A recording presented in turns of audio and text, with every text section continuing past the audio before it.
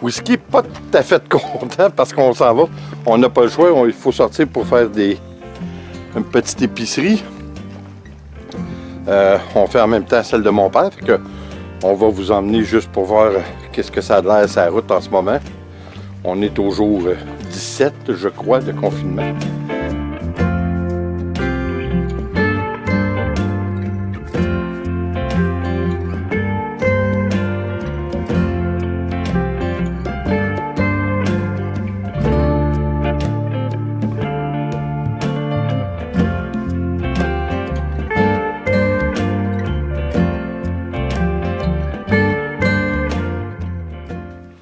Bon matin. Oui, comme vous avez vu, la journée n'était pas très belle. Chose qui m'a surpris par contre, c'est que à l'épicerie, une fois rendu à l'épicerie, le stationnement était plein de voitures. Et ce qui m'a encore plus étonné, c'est que les gens, en grande majorité, ben, je dirais peut-être 60%, faisaient des petites épiceries que pour quelques jours. Alors qu'on sait qu'on est supposé de sortir pour des raisons urgente presque. Alors, je trouvais ça un peu étrange. Alors, nous, on a fait notre épicerie pour la semaine. Et puis, c'est une journée maussade. Je suis obligé de vous dire que je ne sais pas comment trop procéder avec ça, ou plutôt gérer l'information. Ça vient frapper proche à la maison.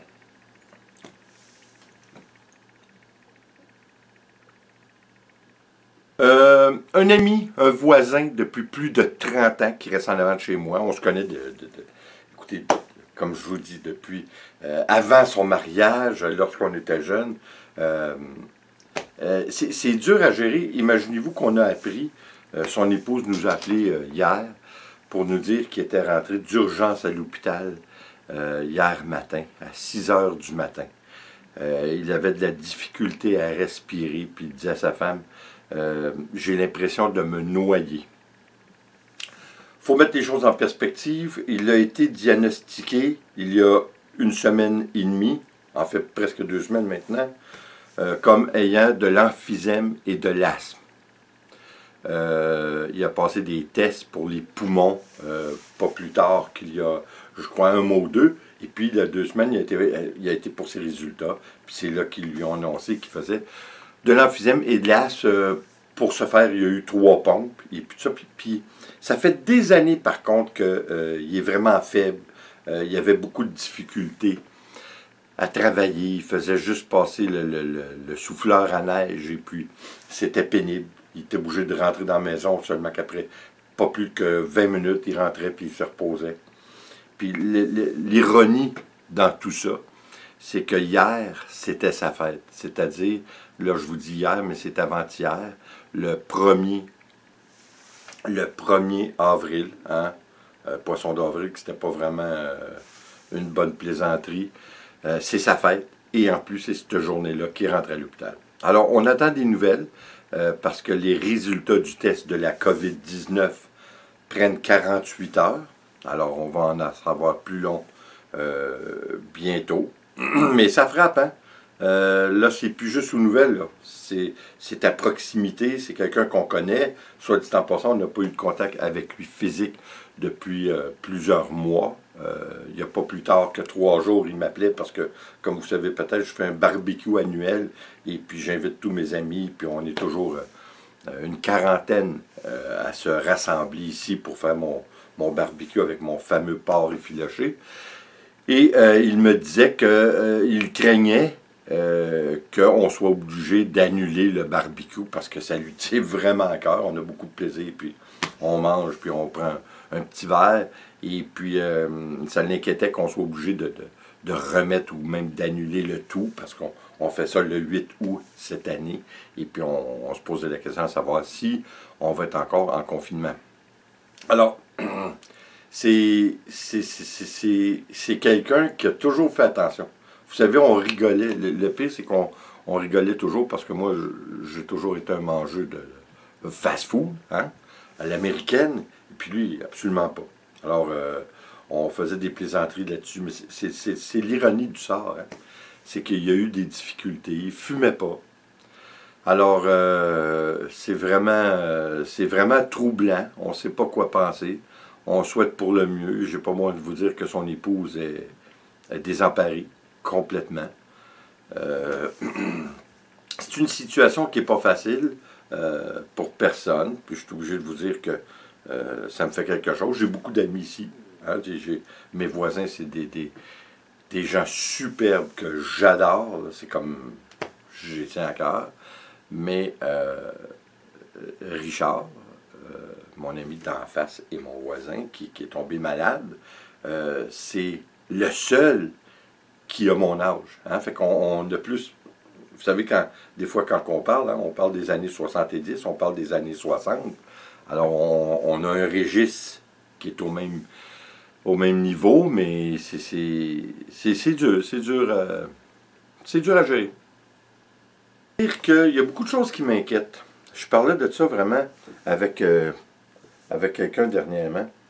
Et puis, si ça continue, j'ai peur de voir comment les gens vont réagir et les conséquences sur la société si ce confinement, cette isolation dure encore jusqu'à l'été.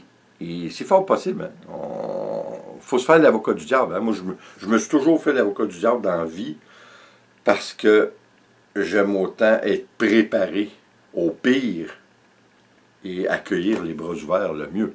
Hein, évidemment. Alors, on ne sait pas ce qui va se passer, mais je peux vous dire que je trouve très inquiétant du fait que déjà les gens, après 2 ou 3 semaines, ont de la difficulté à gérer. Ça semble bien, ça semble, même je dirais qu'un certain apaisement, mais il y a des endroits comme nous à Saint-Sauveur, dimanche dernier, il y avait presque une foule qui se promenait dans les rues comme si de rien n'était.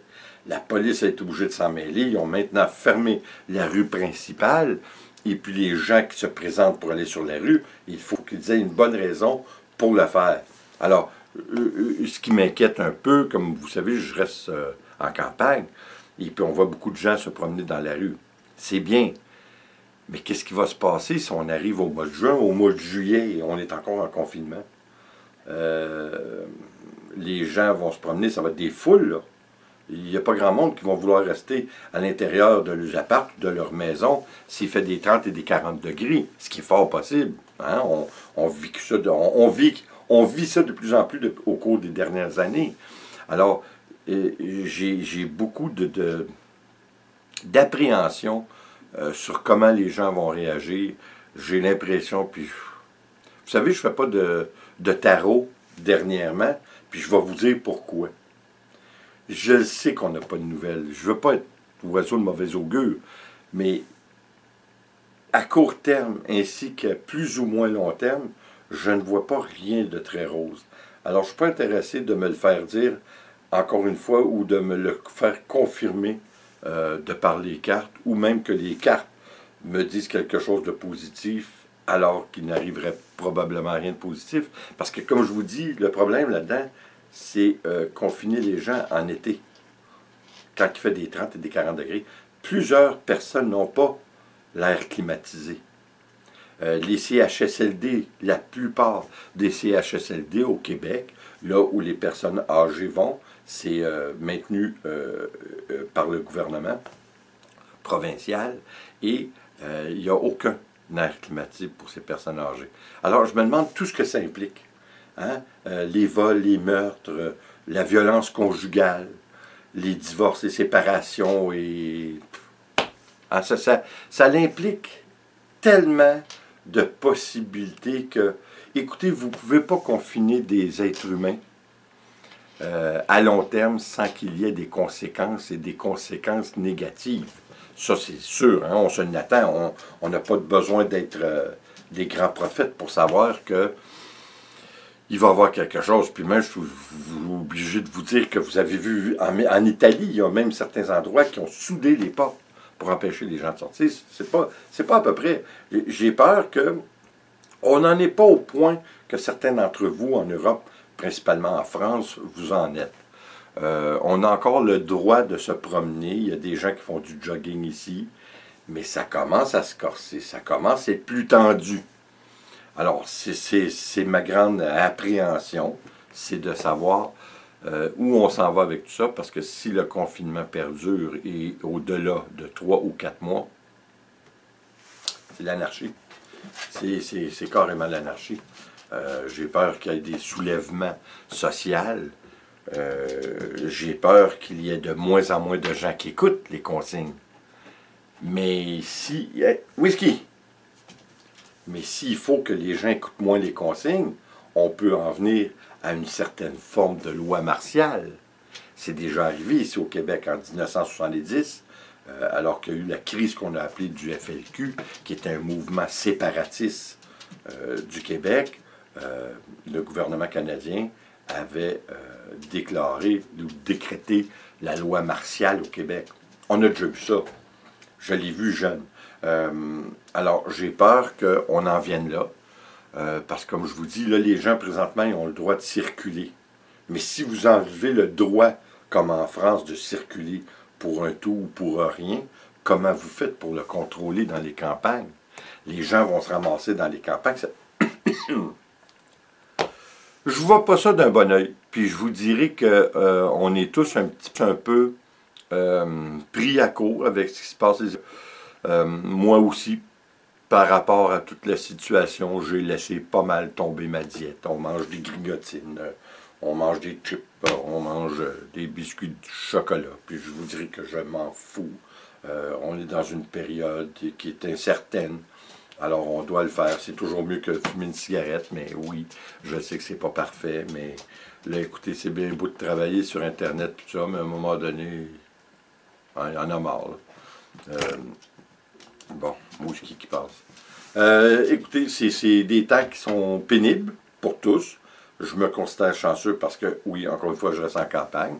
Des gens comme Claudine, qui est une amie en Suisse, elle est enfermée dans son appart entre 4 murs et elle est seule. Alors, je sympathise pour tous ces gens qui sont seuls dans leurs appartements et qui sont complètement confinés, isolés dans leurs appartements. Ça doit vraiment pas être facile parce que je vais vous dire que même pour nous, on trouve ça quand même assez pénible.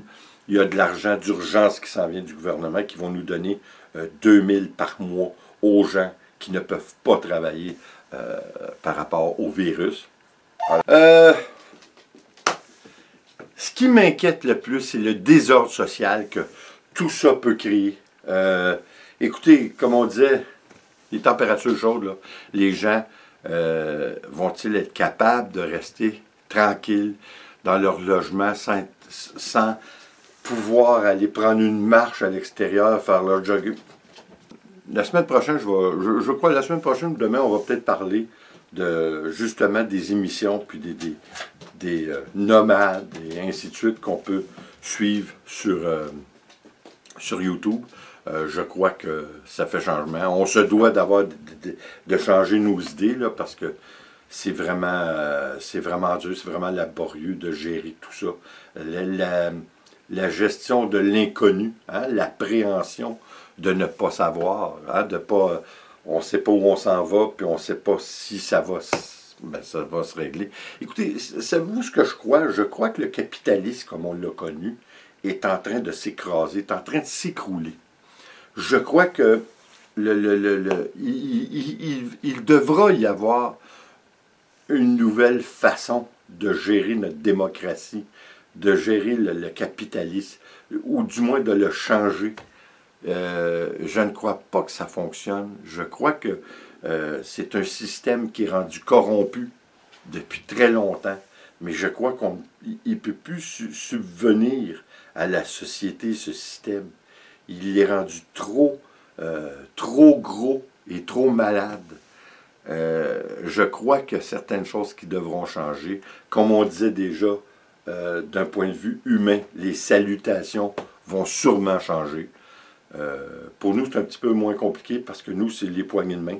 Mais en Europe, vous avez beaucoup la bise, même entre les hommes, tout ça. Puis je crois que c'est quelque chose qui va être presque complètement disparaître. Il va y avoir des changements.